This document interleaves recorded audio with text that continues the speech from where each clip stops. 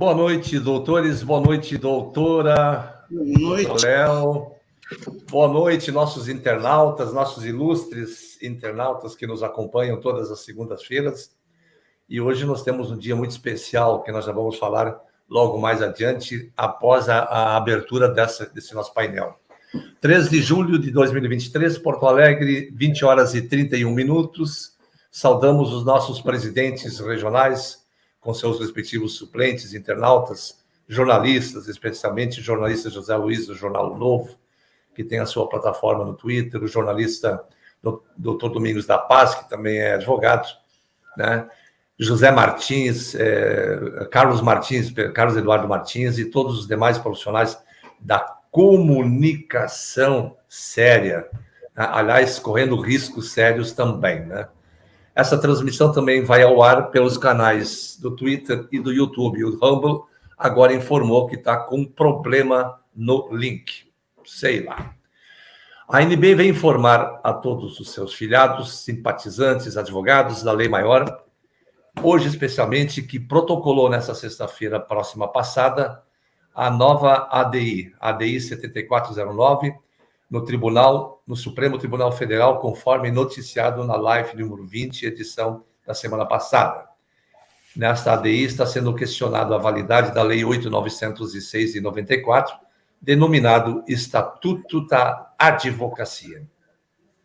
Inegável e inquestionável que não apenas a própria Lei 8.906 de 94 que deve ser enfrentada nos autos daquele processo, mas, sinceramente, a advocacia brasileira está entregue aos baderneiros da justiça, tratando-se do direito no Brasil como uma ferramenta pertencente a um grupo restrito de pessoas, né, Dr. Robson, depois você vai falar com a gente sobre isso, negando a prática do exercício da advocacia por uma filigrana jurídica falsa, nefasta e inaceitável no mundo do direito material. Inegável também que na live de hoje o debate norteará a retomada do tema mais importante que deu origem a essa ADI.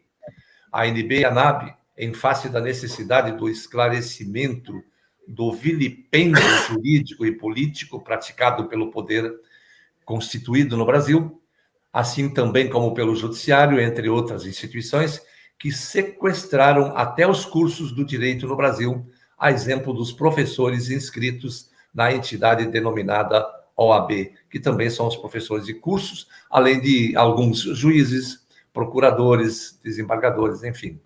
Nós sabemos o que acontece na seara acadêmica também.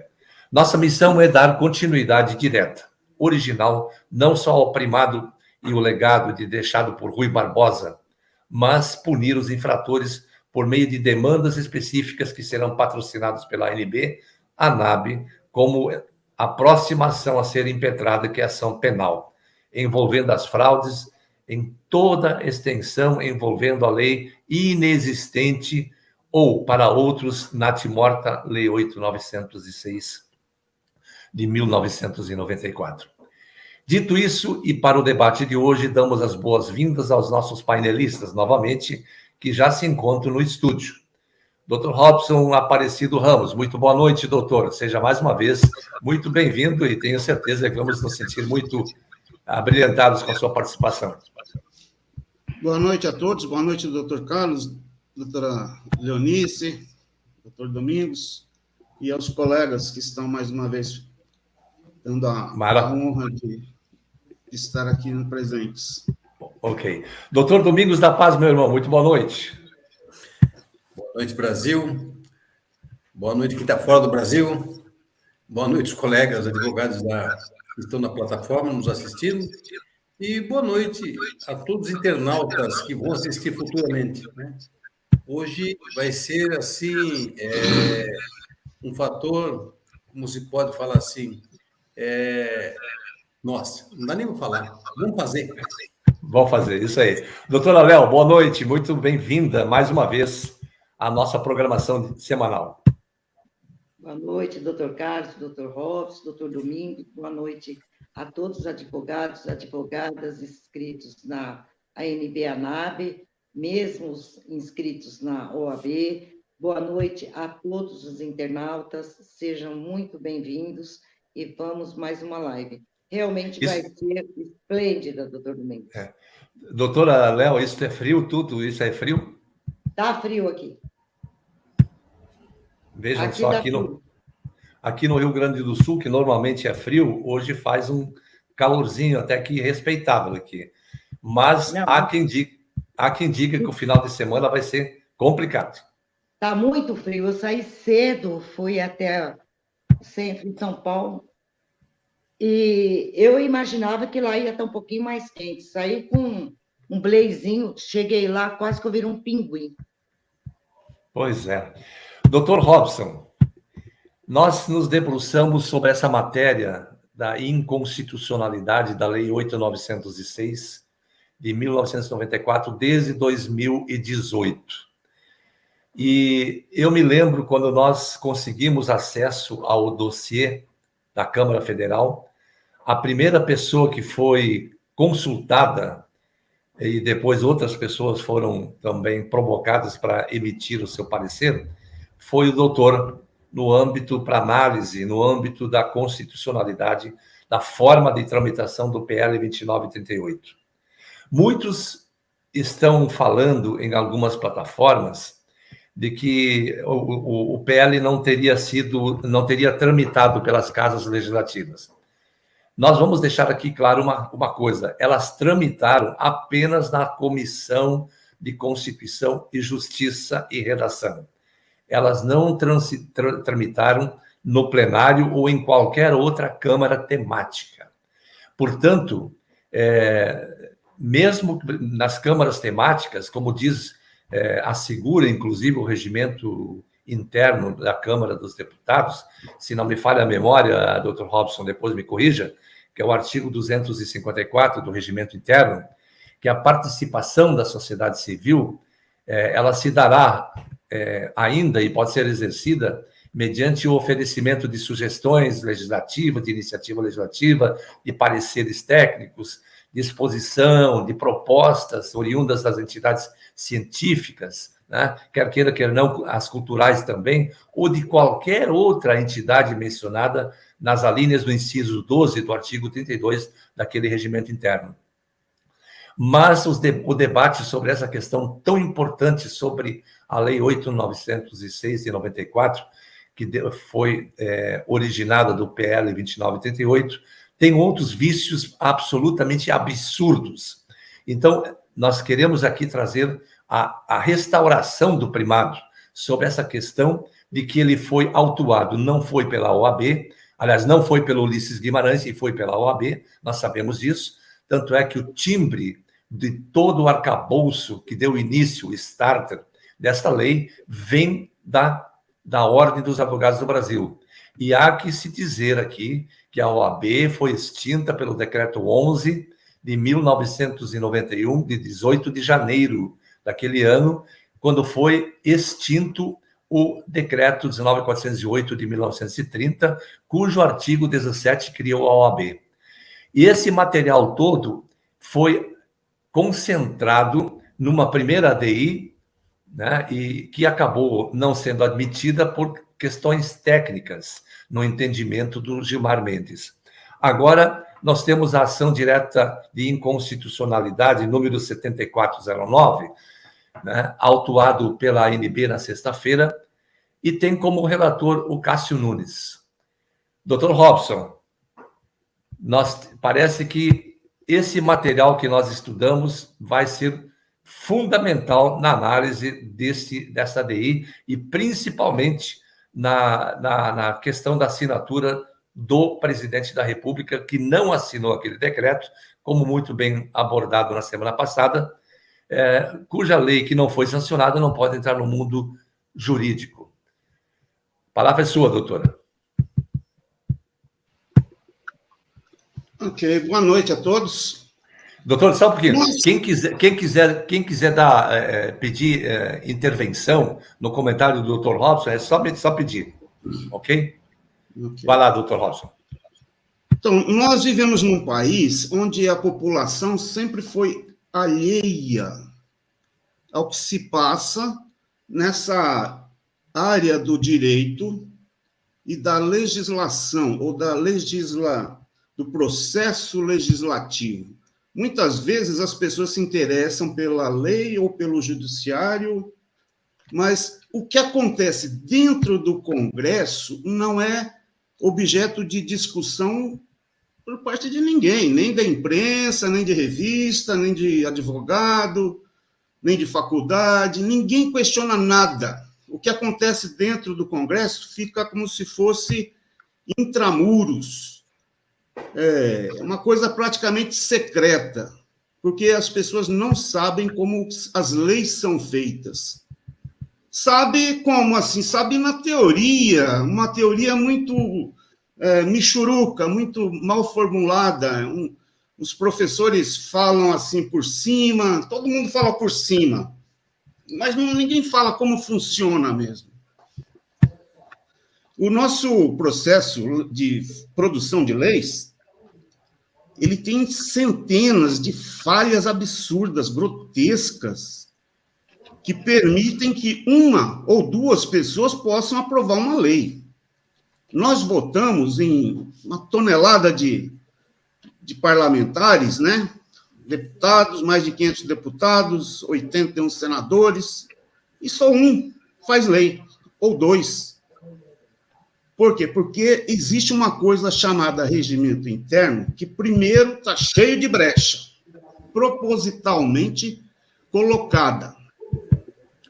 As falhas no processo são colocadas por espertalhões, que sempre governaram esse país com a esperteza, com a malandragem, e cientes de que ninguém vai verificar. Todo mundo confia neles. Então, ninguém vai xeretar para ver o que está errado. E foi sempre feito assim. O regimento interno da Câmara e do Congresso, ninguém vai lá fuçar para ver o que tem ali de errado, onde é que estão as mutretas. Quando a gente vota, a gente pensa que está elegendo um legislador, e na verdade, a maioria das pessoas que a gente vota, elege como deputado ou como senador, não sabe nem o que está fazendo ali, né? Ele não tem consciência do que está acontecendo lá dentro, não participa de nada. Existem... isso é lícito, está na lei, né? Está na Constituição, está lá no regimento interno, que uma comissão pode aprovar uma lei.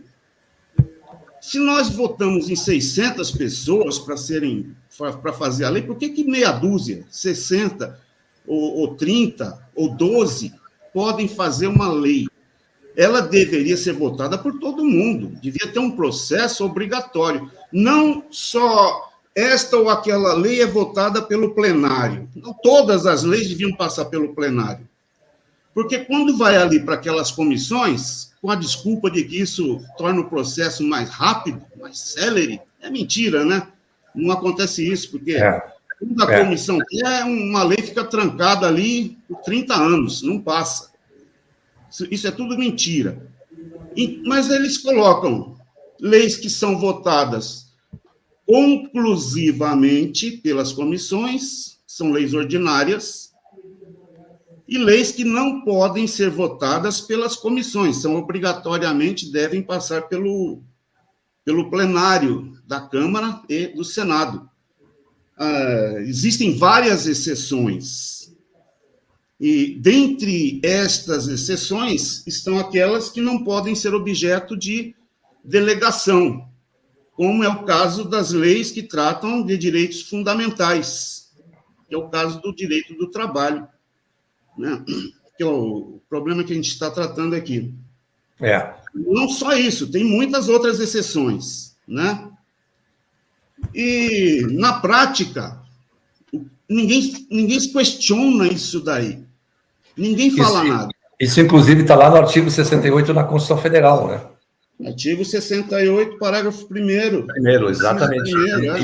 Inciso 2º e 3º.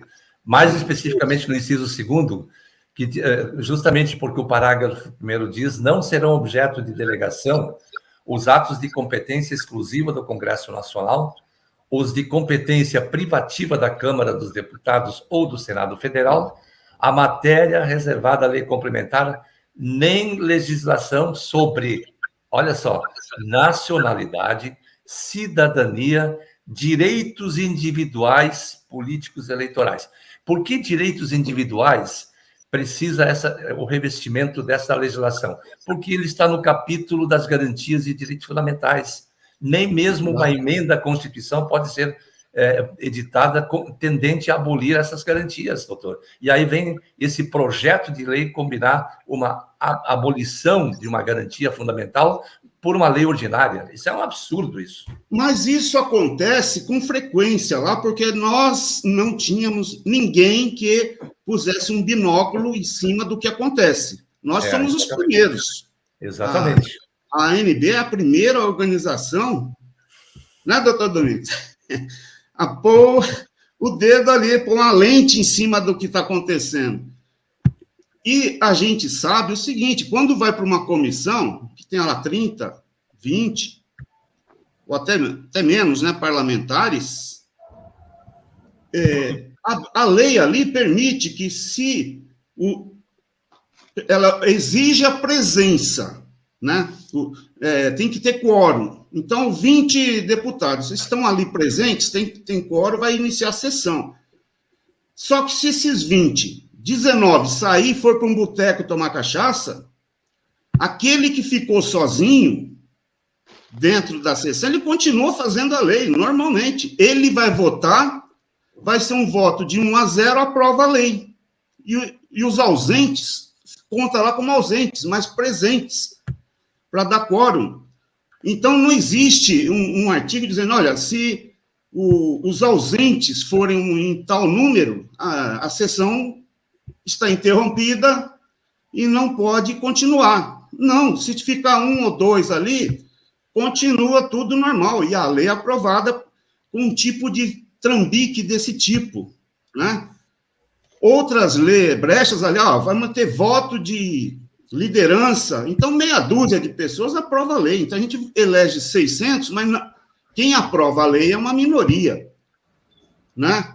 Então existem muitas brechas dentro da lei e a gente nunca colocou uma lente em cima disso. Por exemplo, praticamente a regra é justificar que o projeto de lei está autorizado segundo o artigo 24, inciso 2. Pronto. Isso não diz nada. Porque o artigo 24, inciso 2 do regimento interno da Câmara, ele tem leis que podem ser votadas pelas comissões e leis que não podem. Então, não está dizendo nada. Então, não basta falar em artigo 24, inciso 2. Tem que falar qual a linha, porque existem de A a H, né? Então, eles burlam a lei ali direto. E no nosso caso, aí dessa lei 8.000, do projeto, né, o PL 2938. 2938, foi a mesma coisa. Eles usaram como argumento o artigo 24, inciso 2, mas não falaram que esse tipo de matéria se enquadra num artigo, num inciso ali, e numa linha que não permite que ele seja votado conclusivamente pelas comissões. Ele deveria ser votado pelo plenário. Doutor, então, há de convir comigo, então, já vou passar a palavra para o doutor Domingos, há de convir comigo, então, que a Comissão de Constituição e Justiça, ela não se debruça sobre a Constituição para convalidar ou não esse PL. Essa Comissão de Constituição e Justiça, por exemplo, é uma coisa política, né? É narrativa. O que interessa é constitucional e o que não interessa não é. Não é pela constitucionalidade que eles se pautam, é pelo interesse político. Exatamente. E se fôssemos falar sobre esse projeto, né? Esse projeto está cheio de inconstitucionalidades, né? Sim. Esse PL 2938 está cheio de pontos que são inconstitucionais. Ele não poderia ter sido aprovado na CCJ. Deixa só um pouquinho, doutor. Doutor Domingos, quer fazer uma intervenção aí? Quero sim, eu quero adicionar. Como eu já fui assessor de Câmara, e a Câmara Municipal, ela segue o padrão da Câmara Federal, assim como no Senado Federal. Então, o que acontece lá, acontece aqui. Quando um projeto ele vai para a comissão, esse é um outro procedimento que esse PL, o 2938, não, em momento algum, passou por onde eu vou falar. Teria que passar por todas as comissões da Câmara Federal, todas as comissões de tributação, de financiamento, direitos de humanos, de educação. Direitos humanos. Direitos humanos. Teria que passar por todas as comissões, todas, e faz parte do processo legislativo. É por isso que um projeto desse, ele demoraria, por ser garantias fundamentais, ele demoraria de 10 a 15 anos, porque teria que passar por todas essas comissões. E de lá viriam os pareceres para se juntar num só projeto. Então, aquilo vai aumentando, vai aumentando.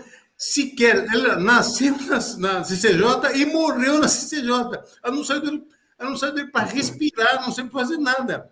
A única vez que saiu dali, ela já saiu pronta para ser executada. Ou seja, para ser novamente estuprada lá no Senado Federal, que de lá já enviou para o presidente e aí virou essa balbúrdia legislativa. Então, veja, além das peripécias do malabarismo que eles fizeram, esse projeto ele nasceu morto, porque não tem nenhum parecer de qualquer outra comissão dentro da Câmara. Da mesma forma, também não tem no Senado. Então, exatamente. Mesmo que ele tivesse... Pois não, doutor. O único parecer que ele tem é do relator, que é o Nelson Jubim, que depois se torna ministro do Supremo. Não, e daí é interessante, ele se torna ministro do Supremo, e aí a matéria que foi resolvida lá, que era uma questão de ordem também, ele como presidente, ele acabou votando contra, porque o que estava sendo votado era inconstitucional. Ora, mas o projeto nasceu na mão dele. Por que não viu lá na Câmara, lá na Câmara Federal, quando ele era relator? Por que ele não falou que lá objetivamente era inconstitucional? Não, aquilo que foi feito, aquilo que foi colocado na ação, foi a toque de caixa, foi a galope, acabou. Então, um processo que demoraria de 10 a 15 anos, demorou 2 anos para se fazer. Esses detalhes eu coloco no livro, que são detalhes que passam desapercebido, entendeu? Então, o que acontece? É falho desde o seu nascimento. Outra coisa boa que eu vi na ADIM é que ele veio do nascedouro chamado OAB, não foi assinado em momento algum pelo Ulisses Guimarães. Ele morreu durante, acho que 6 meses, ele morreu, não tem assinatura dele em lugar nenhum, pode procurar com lupa. Olha, eu contratei um dos maiores especialistas, que é o tal daquele inglês lá, né? Ele gosta de fazer aquelas coisas que o investigador não consegue, ele consegue, que é o Sherlock Holmes. Não tem assinatura do Ulisses Guimarães. Tem o time do quê? Da Insepulta. É o que está lá. Quer dizer, é absurdo, doutor, é absurdo. Mesmo que esse projeto tivesse sido assinado pelo Itamar, ainda assim ele seria inconstitucional. Mesmo que ele tivesse sido sancionado pelo presidente, seria inconstitucional. Por quê? Não obedeceu o que diz a Constituição e não seguiu o que diz o regimento interno.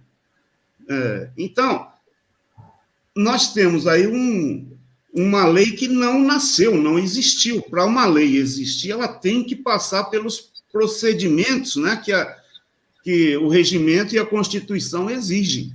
E não aconteceu. Nem isso e nem a sanção, que a sanção também não existiu. Foi uma fraude. Né?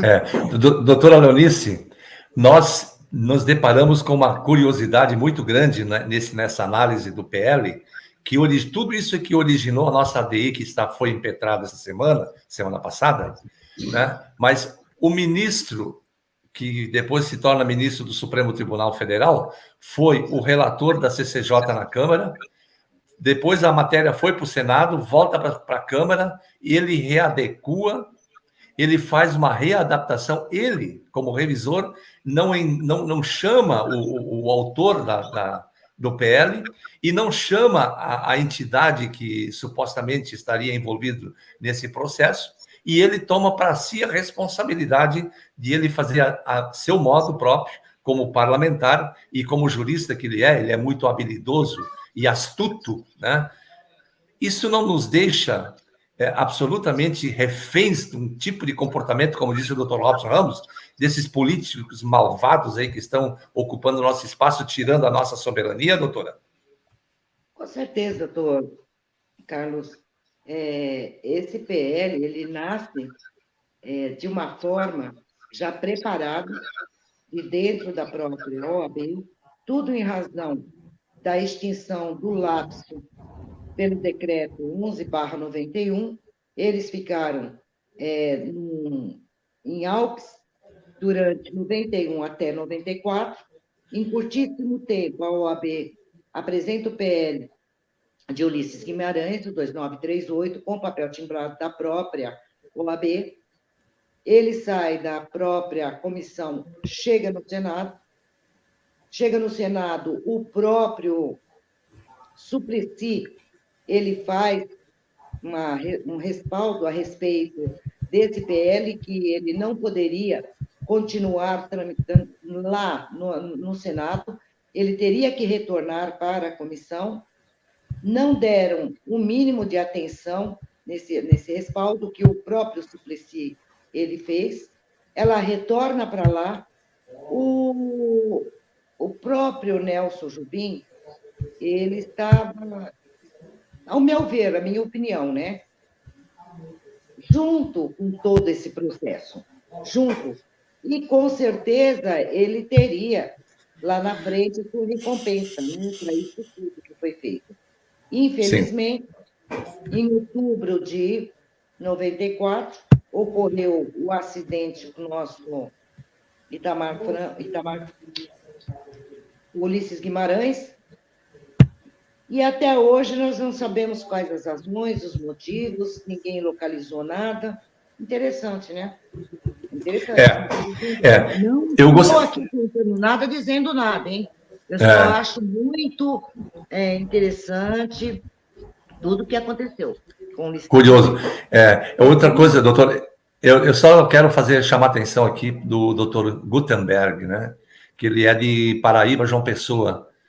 Tá aí o doutor Marinho, também é da Paraíba, João Pessoa. Quem sabe vocês trocam ideia aí nessa interação da ANB Paraíba, João Pessoa, né?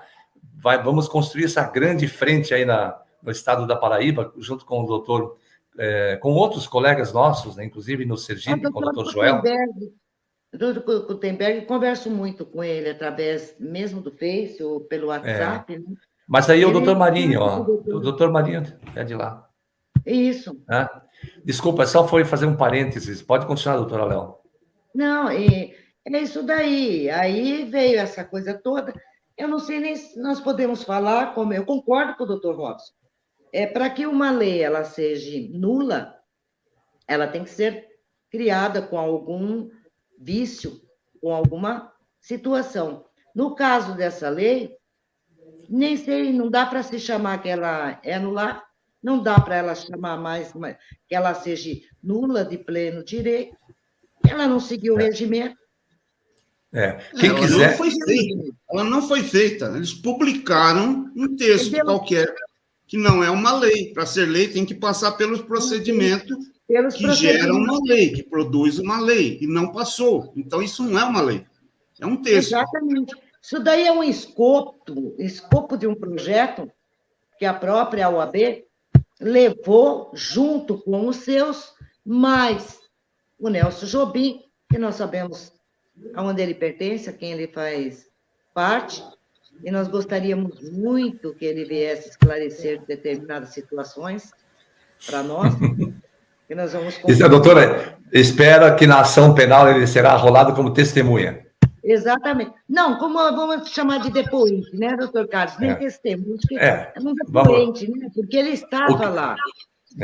Tava. Ele vai ser chamado, pode deixar que nós temos as ferramentas que precisamos aqui.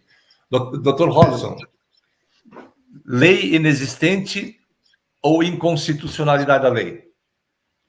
8.906. Exatamente, esse é o ponto. Como é que a gente vai chamar de inconstitucional uma lei que não existe, porque não foi feita, não foi produzida segundo o regimento da Câmara? Mas foi inserida no mundo jurídico, doutor. Está aí. Né? Foi publicado um texto que não é uma lei. Né? Para ser lei, ela tem que passar por todo aquele trâmite, né? Tem que ter discussão com a população, tem que passar pelas comissões, tem que ser debatido ali no plenário, e tem que ser, na Comissão de Constituição e Justiça, a pessoa que vai julgar, ela tem que ter, não estar impedida. Por exemplo, o cidadão que vai julgar a constitucionalidade não pode ser uma pessoa que tem interesse na produção daquela lei. Sim. Né? Então, Sim. Esse item, né, que vale também dentro do Congresso, não é só no fórum, no tribunal, não. O impedimento, né, também está ali dentro do Congresso. A pessoa que tem interesse, ela não pode ser a pessoa que vai julgar a constitucionalidade, tomar decisões que são importantes, né? Elas têm que se declarar impedida. E os outros têm que declarar, no mínimo, que aquela pessoa é suspeita. Tem que haver um debate, né? E no caso dessa lei, não houve debate nenhum. Né? As pessoas simplesmente foram pulando etapas que... E o sistema cegamente aceitou essa perversão, né? Provavelmente porque as pessoas que assinaram esse projeto eram pessoas muito respeitáveis, como José Genuíno, o Dirceu, Maria Benedita da Silva. É um pessoal que tem uma credibilidade muito grande. José Jandira Fegali. Isso, Jandira Fegali. Então, é um pessoal que tem uma credibilidade muito grande, então as pessoas não criaram polêmica. O Custiquinho também não estava nesse rol aí? 72, né? Como diz italiano, 72 deputados desse naipe assinaram esse projeto. Então, são todas pessoas assim que ninguém duvida da credibilidade deles. Né? Da idoneidade. Idoneidade. Então, esse pessoal pulou um monte de etapa, né? Então, o processo legislativo não aconteceu. Se não aconteceu, aquela lei não existe. Olha, é difícil, como é que ele... É difícil, né? Seguir o processo. Pois é, então existe uma série de procedimentos que a Constituição exige e o próprio regimento interno exige para que uma lei seja produzida. Mas, doutor, pulando-se qualquer dessas etapas, a lei não foi feita, ela não nasceu. Doutor. Então, ela já começou falhando lá no começo, né? Na análise da constitucionalidade, porque o cidadão que leu aquele texto deveria ter vetado ali mesmo, falar, olha, esse texto aqui é inconstitucional, porque ele estava criando diversos artigos que a Constituição não permite, como tornar essa entidade uma entidade hierarquicamente não se submete ao Estado brasileiro, né? Está ali no texto. Como que uma entidade de classe não se submete hierarquicamente a nenhum Estado brasileiro? Isso não existe, né? Um Estado paralelo. Então, esse é um dos artigos, né? Depois vem vários, né? A lei ela tem que ser restrita ao assunto que ela tem que tratar. E eles vão para tudo que é lado, vão para a área de trabalhista, vão para a área previdenciária, eles vão para tudo que é lado. Então, não pode ter uma lei que fala de tudo, né? Não é a Constituição isso aí. Então, ela deveria ter sido vetada logo no início. Mas o que aconteceu? Em 92 para 2022, qual é a diferença? Nenhuma. E isso sem contar, né, doutor? Sem contar porque fizeram um estatuto para uma entidade que não existe. Então, como é que a gente vai criar um estatuto para uma autarquia que foi extinta? Mas eles estavam muito viciados em assistir o Gasparzinho, o Fantasminha Camarada. Pois é. Se a autarquia foi extinta, o processo que eles deviam estar atuando era o de sanar essa extinção, ou seja, pegar o patrimônio, devolver para o Estado, fazer prestação de contas. Isso foi extinto em 91, então 92 era para estar produzindo esse resultado, devolver o patrimônio, prestar contas para a União, etc. Mas não, eles ignoram que a autarquia deixou de existir, continua trabalhando normalmente, faz um PL, né, para uma entidade que não existe, porque foi extinta, cheio de inconstitucionalidade no texto, aquilo passa na CCJ, aprovado por um cidadão que tem interesse na causa, né, e vai embora. Aí, chega lá na frente, nem a assinatura do presidente eles acharam que era importante. Doutor Robson, o mais curioso, aqui eu quero chamar a atenção para dois fatos.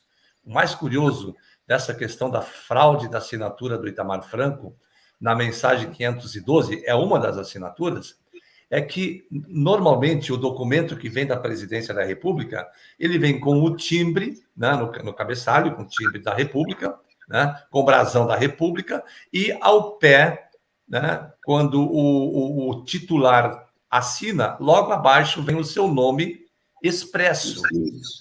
Pois bem, não tem nem o brasão naquela folha e não tem nem o nome da figura embaixo. Né? Não, gente, e nem parece, parece com a assinatura dele, é grosseiramente falsificada, exatamente. Então, é risível o que aconteceu, risível, é ridículo o que estamos assistindo. Né? E espero que o Supremo Tribunal Federal, eu tenho certeza que vai ter bom senso nesse ambiente, uma vez que o Cássio Nunes, que é o relator, né, selecionado, eleito para apreciar a matéria, e esperamos que se faça justiça, porque isso não é apenas para a ANB, é para toda a classe de advogados. Porque a Lei 8.906... Para a sociedade, doutor Carlos. Para a sociedade. Sim. A sociedade. Isso é do interesse da sociedade. Da sociedade.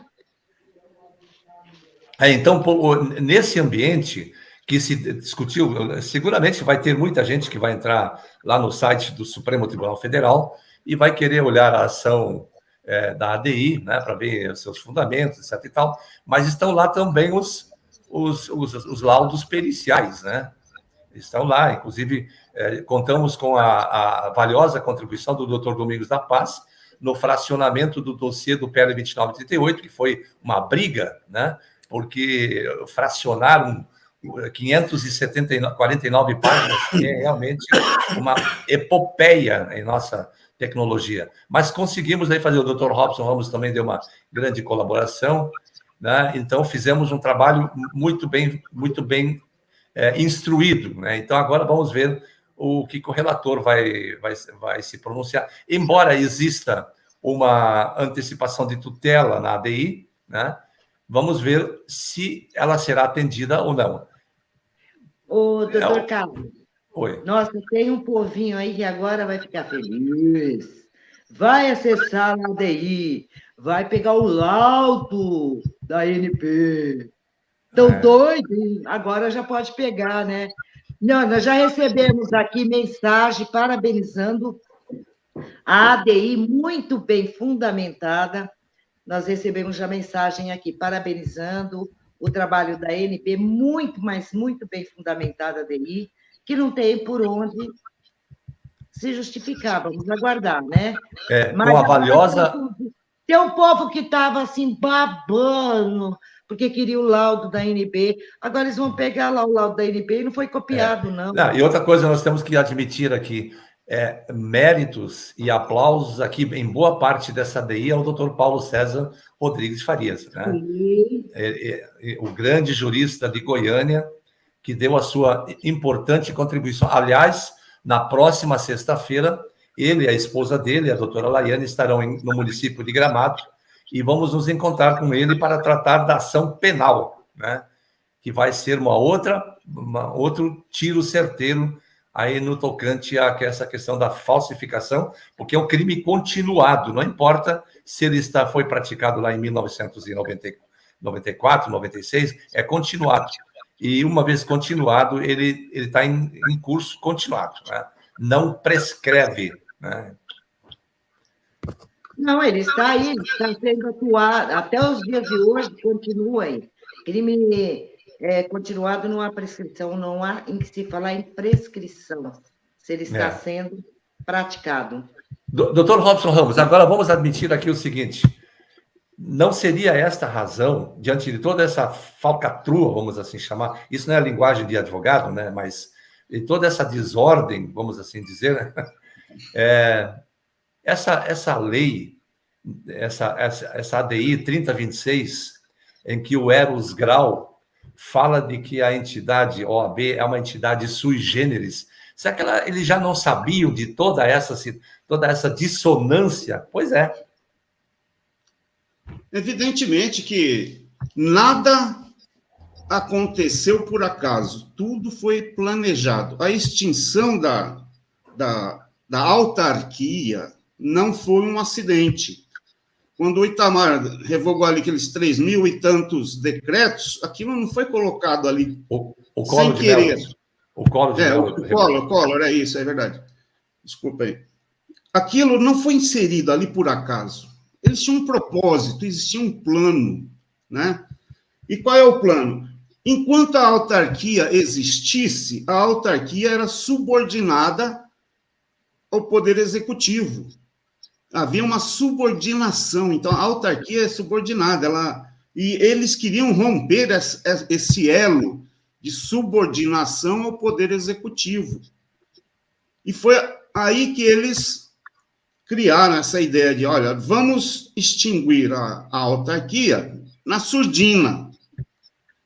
Porque, veja só, esse pessoal sabe das coisas. Se alguém tivesse criado um decreto para extinguir a OAB, nossa, isso ia dar ia ter uma revolução no país. Todo mundo ia espernear.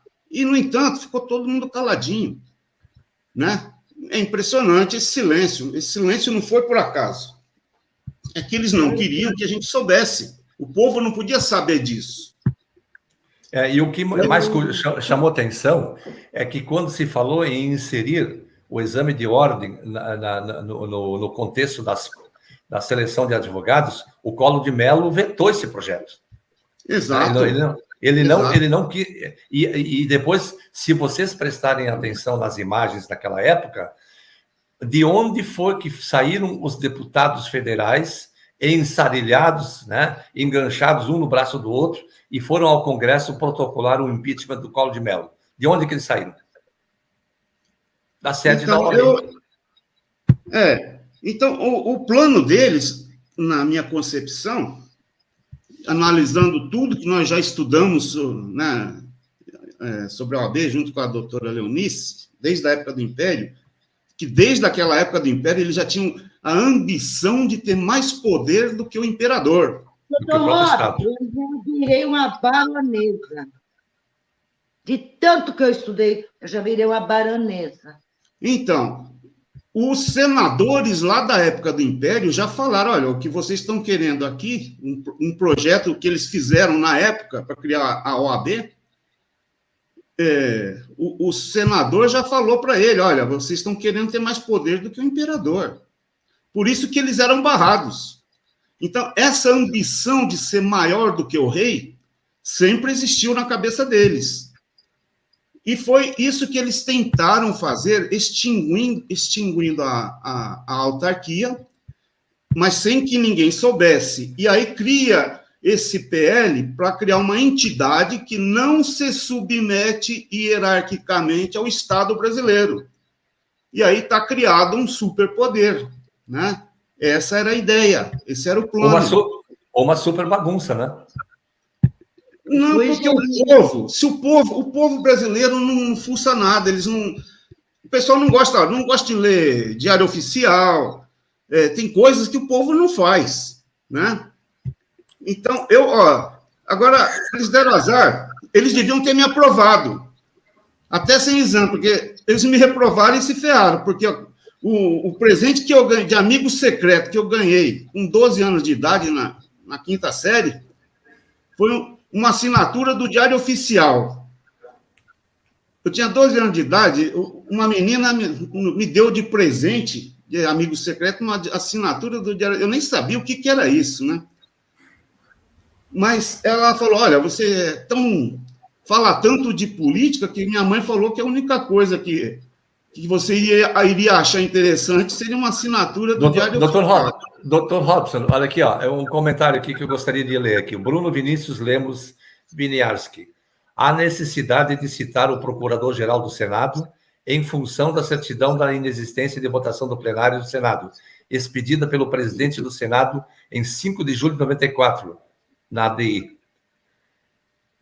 Eu não entendi se isso é uma pergunta ou se essa é informação. Não entendi isso. Não, ele está perguntando, o ponto de interrogação está aí. Não, mas acontece o seguinte, o presidente do Senado e o presidente da Câmara são parte do processo. Né? Eles estão sendo citados. O presidente do Senado tem que ser citado e ele é que vai encaminhar para a Procuradoria. Para a defesa dele através do Procurador-Geral. Dos advogados competentes lá do Congresso, do Senado. Exatamente, isso aí. Então, veja só, eles não tinham, doutor,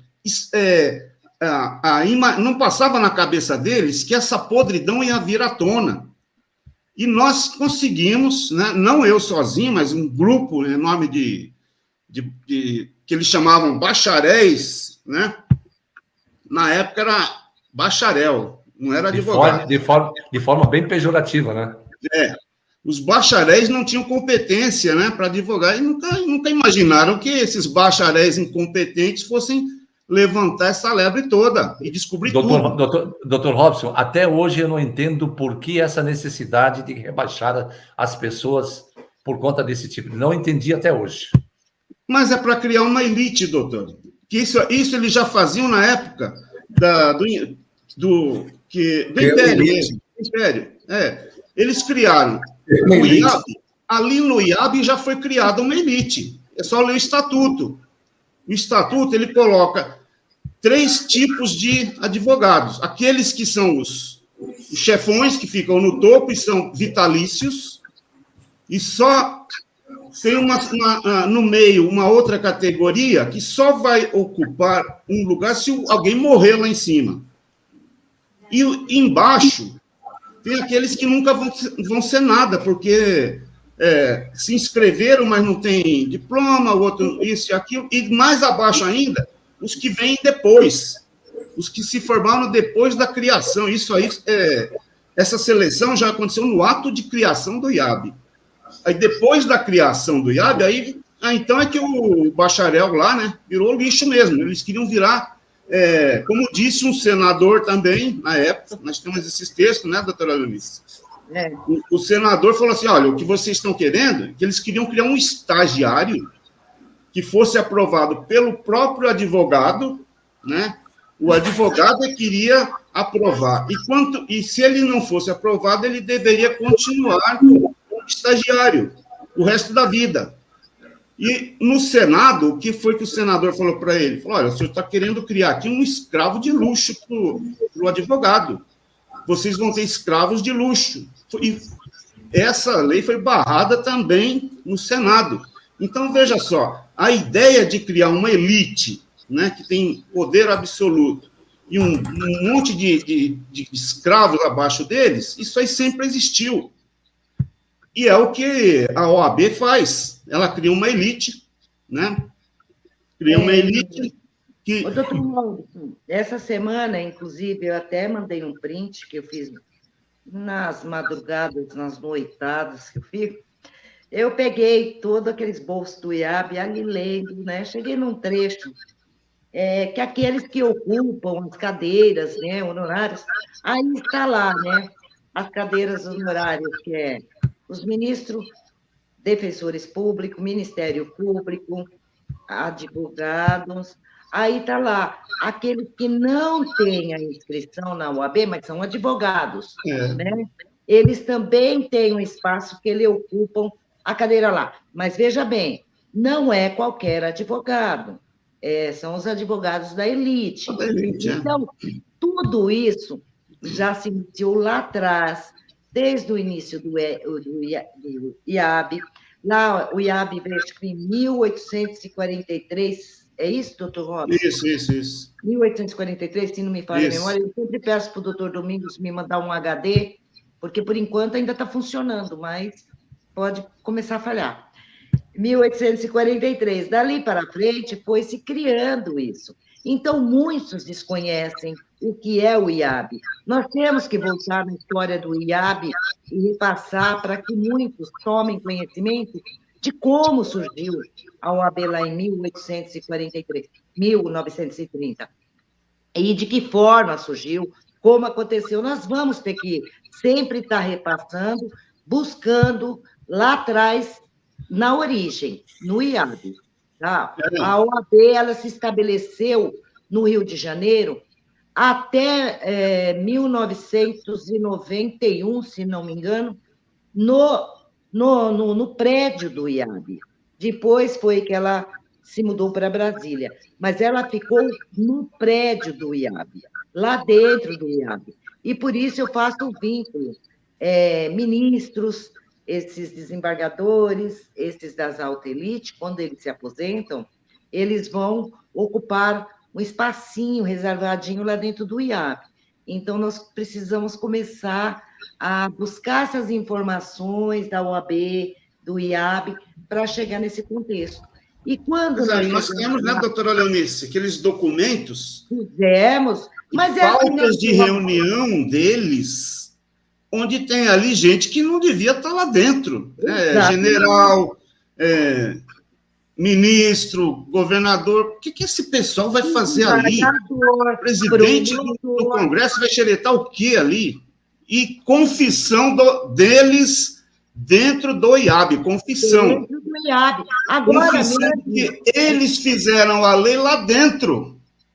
Foi lá dentro. A lei foi discutida dentro do IAB e não dentro do Congresso. Exatamente. O Congresso só sancionou ali, só aprovou, acabou. Mas a discussão não foi lá no Congresso, foi lá dentro do IAB. E isso, coisa recente. A nossa Constituição Federal também foi ali. Então, tem muita coisa que, às vezes, fala assim, nós já fizemos muitas escritas, mas o pessoal, infelizmente, não lê, doutor. Então, nós temos que fazer... Eu falei para o doutor Mas tinha gente que achava que o IAB não existia mais. Uns vídeos em partes. A MB começar a promover esse trabalho, uns vídeos em partes, e registrando em partes, para não ficar maçante também, né? Porque se você carregar um vídeo em 2 horas, o pessoal também não aguenta, né? Temos que fazer isso daí, para o pessoal entender. Eu vi uma mensagem aqui para nós não falarmos da OAB, e sim das ações da ANB. Não tem como falar das ações da ANB se não falar da OAB. Não tem como falar da OAB se não falar dos políticos. Nosso trabalho é combater essa atividade. Exatamente. Eu não acho que nós tenhamos que descer as tamancas, né? Isso não é do perfil que a gente tem que fazer. Eles têm que se explicar agora, né? Por que eles fizeram esse tipo de coisa. E outro detalhe, a mesma Constituição estudada por aqueles que estão advogando foi a mesma Constituição estudada por aqueles que não podem advogar.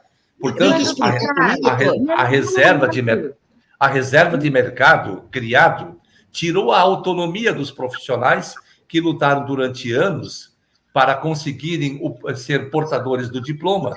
E aí, uma entidade que não participa da formação acadêmica exige um exame como se fosse um alienígena. Isso não pode, isso não pode. Doutor Carlos, eu fiz uma pergunta na live passada, agora eu vou reformulá-la novamente. A OAB, até 1991, ela mantinha vínculo público, correto? Isso, era uma autarquia. ela tinha o vínculo público, tá certo? Ministério da Certo. Justiça. Tinha o vínculo público. Sim. Tinha. Está lá na autarquia federal, na CNPJ dela está escrito União lá, legal. O artigo 44 da 8.916 diz que ela não mantém nenhum tipo de vínculo público, não é isso? Isso. Artigo 84. 44. 44. É. Aí o senhor vai lá no artigo 8º e ela diz o que lá no artigo 8º, no inciso 4º, provimento, exigia o exame de ordem por provimento. o exame de ordem foi regulamentado em provimento. Provimento. Por que é que ela não aplicava o exame de ordem antes de 91, que ela mantinha o vínculo público? Porque o provimento, ele exige o vínculo público. Está lá na Lei 8.112/90. Então, como é que ela não aplicava antes de 1991 o exame de ordem? Passou a aplicar a partir de 94, quando ela não mantém mais nenhum vínculo público e regulamentado em provimento. Criaram um fantasma chamado sui generis, doutora. A sui generis, mas o que é sui generis? Existe no Código Civil, no ordenamento jurídico? É por isso que eu estou falando. É um fantasma, como disse o doutor Domingos da Paz, o Gasparzinho voando por aí. É a coluna do meio. É a coluna do meio. Você lembra daquela zebra que a gente jogava lá? Não Sim. tinha a coluna do meio? Pois é. Foi a coluna do meio, que era os grau, criou na ADI 3026 para continuar e justificar a continuidade desse crime. Fato o seguinte, doutora, nós agora estamos com essa ADI ajuizada, esperando a manifestação do Poder Judiciário. Nós estamos agora já preparados e vamos só submeter a apreciação para algumas adequações à ação penal. Depois, sucessivamente, nós vamos começar a trabalhar no sentido de que esse lixo legislativo seja removido. Né, doutor Robson? Exatamente. Nós já temos tudo detalhado, destrinchado, não há porquê essa coisa continuar existindo, esse fantasma, né? Doutor Domingos da Paz, depois dessa onda toda da ação direta de inconstitucionalidade, depois de todos esses procedimentos que os nossos irmãos, todos eles promoveram ações individuais no sentido de anular provas, no sentido de levar denúncias ao Ministério Público Federal, ainda existe a possibilidade da ordem readequar esse estatuto do jeito como ele está? Olha, eu acho que eles estão num momento impropício, né? Eles estão num momento de fogo cerrado, porque aquela ação de São Paulo, o desembargador, que é oriundo do quadro da INCEPUB, ele, puxando a sardinha para o lado da extinta, ele acabou declarando no acordo do embargos que ele não se manifestou a respeito da inexistência da extinta e nem sobre a fraude da assinatura do presidente. Ora, os documentos estão lá. Foi pedido incidente de falsidade. Ele não considerou. E deu um acordo e acabou. Aí eu fiz um outro embargo, o embargo dos embargos. Aí elenquei outras coisas e coloquei lá. Só que, o que acontece? Em 24 horas depois, ele já mandou para a outra parte se manifestar. E a outra parte já se manifestou. Em menos de um dia, ela já colocou lá 3 folhinhas lá. Não, tá certo, tá maravilhoso. Esse cara caiu no céu por descuido e, olha, ele vai ser exaltado. Tudo bem. Aí, o que acontece? Eu acho que não é falta de estudar. O que eu pedi no incidente de falsidade, para quem não sabe, já fica sabendo, o incidente de falsidade entrou no decorrer do processo andando. O processo está andando, houve uma propositura de um incidente de falsidade. Não foi eu que criei, não foi eu que dei causa para o incidente de falsidade.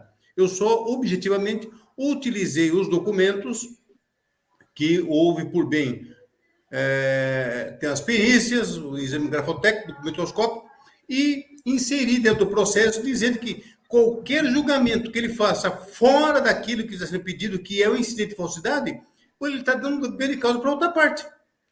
Ele está cerceando o meu direito legítimo, tá certo? E aí, por ser uma ação autônoma dentro do processo, qualquer decisão que ele tome é interlocutória. Na decisão interlocutória, o que cabe? Um agravo de instrumento. Aí, o que eu fiz? Estou fazendo agora o agravo de instrumento. Eu fiz lá o embargo dos embargos, agora estou fazendo um agravo de instrumento. E no agravo de instrumento, eu elenquei todo o procedimento dele como magistrado dentro do processo. E estou pedindo o afastamento dele do processo. Junto, vou mandar uma cópia, uma representação para a Corte Especial do TRF3 e outra cópia pedindo providências para o CNJ, porque o procedimento dele não é um procedimento de um juiz, muito menos de um magistrado, é de um larápio, de um corrupto, de um sem vergonha. Não mandou nada para corregedoria? Não encaminhou nada para a corregedoria? Ainda não. Para a corregedoria? Não, mas manda. Não. Então, eu vou fazer isso. Agora, vou terminar o agravo. Talvez amanhã eu termine. Eu tenho 10 dias para fazer isso aí. Aí eu vou fazer as 3 coisas. Vou fazer as 3 peças. O agravo, que vai ser sorteado para um outro cara que não seja ele. Vou fazer um para a Corte Especial, lá, que é a Corregedoria do TRF3, e a outra para o CNJ, mostrando o excremento que esse cara é. Ele está totalmente comprometido com a ordem dos advogados do Brasil. Corregedoria também, doutor Domingos. É? Corregedoria. Sim, corregedoria. Representação para a Corregedoria, é a Corte Especial, aqui em São Paulo. E a outra para o CNJ em Brasília, que também é a Corregedoria. Vou mandar para os dois. Eu não tenho participação, eu não tenho acordo, não tenho absolutamente nada a ver com as péssimas pessoas de péssima qualidade. Eu não tenho compromisso com maldade, eu não tenho compromisso com porcaria, nem com bandidagem. Meu compromisso é com a verdade. Eu estudo para isso. Né? No programa passado, tem aqui, ó, a nossa luta é constante. Aqui, ó, a luta pelo direito. Essa é a luta. Se nós chegamos até aqui, foi lutando. Ninguém chegou até aqui de graça. É lutando. E é lutando que eles vão vencer. Vencer porque o fantasma, uma hora, alguém vai exorcizar. E ele vai sumir. Ele vai sumir. Então, o que eu vejo? Eu vejo o seguinte.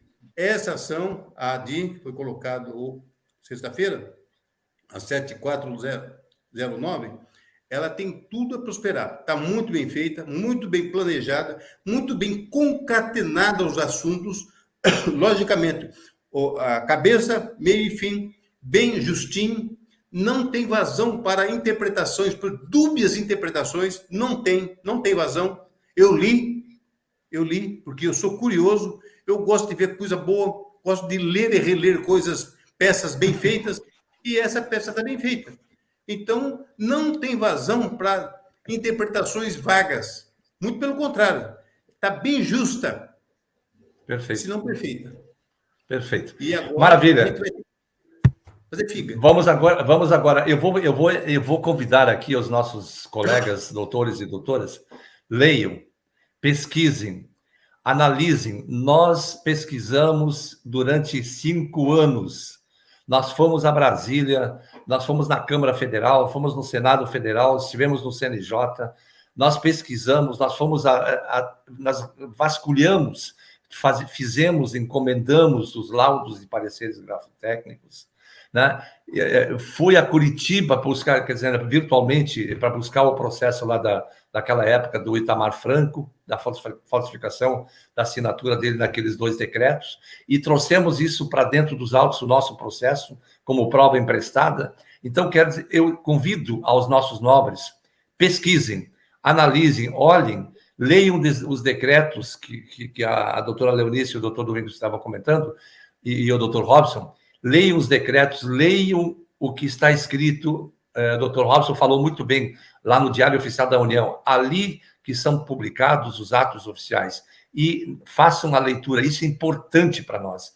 E vamos pedir para que o nosso judiciário coloque realmente um ponto final nessa seara toda e acabe com essas grandes divergências que existem hoje em nosso universo, e principalmente no ambiente da constitucionalidade. Portanto, queremos aqui... Diga, doutora, rapidinho. Pedir também para os juízes, para os desembargadores, que realmente procuradores, promotores, delegados, que realmente são pautados pela justiça, que comece a apreciar tudo isso daí, essas provas, tudo que nós estamos levando, porque aqui ninguém inventou nada, ninguém pegou um papel e saiu escrevendo nada, são provas materiais, e todo esse estudo, isso se iniciou lá atrás, Dr. Robson Ramos, nós estudamos muito tudo isso desde 2015, né, doutor Robson? Nós estamos nos debruçando em cima de pesquisas e várias coisas, né?